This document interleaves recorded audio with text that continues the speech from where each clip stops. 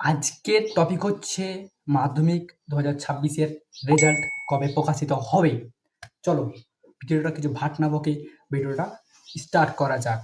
প্রথমেই বলি, কোনো এক্সাম হলে মানে তার যে কত মাস পরে রেজাল্টটা বের হবে সেটা তোমার বলে দেওয়া হয়। তেমনভাবে মাধ্যমিক ২০২৬ এর রেজাল্টটা প্রতি বছরই মোটামুটি ৩ মাস পর বের হয়।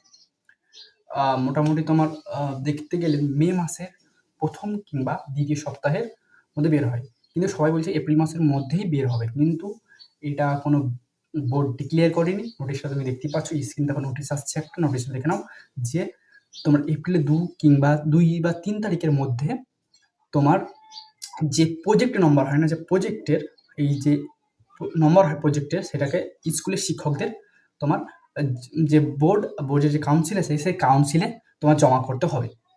আর এই নিয়ে কোনো মাথা ঘামিয়ে লাভ নেই। তোমার রেজাল্ট মোটামুটি মে মাসের দিকে বের হচ্ছে।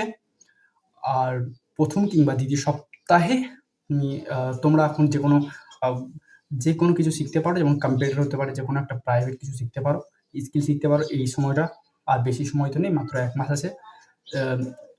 তাহলে মাধ্যমিক ২০২৬ এর রেজাল্টটা মোটামুটি তোমার মে মাসের ১ম কিংবা ২য় সপ্তাহের মধ্যে বের হচ্ছে। অন্যান্যভাবে তোমার মে মাসের ১১ তারিখ বের হচ্ছে। তো ভিডিওটা ভালো লাগলে একটা কমেন্ট, লাইক, একটা সাবস্ক্রাইব করে যাও। এরকম যে ভিডিওটা পেতে চ্যানেলের সাবস্ক্রাইব করে অল নোটিফিকেশনটা অন করে দাও। বাই।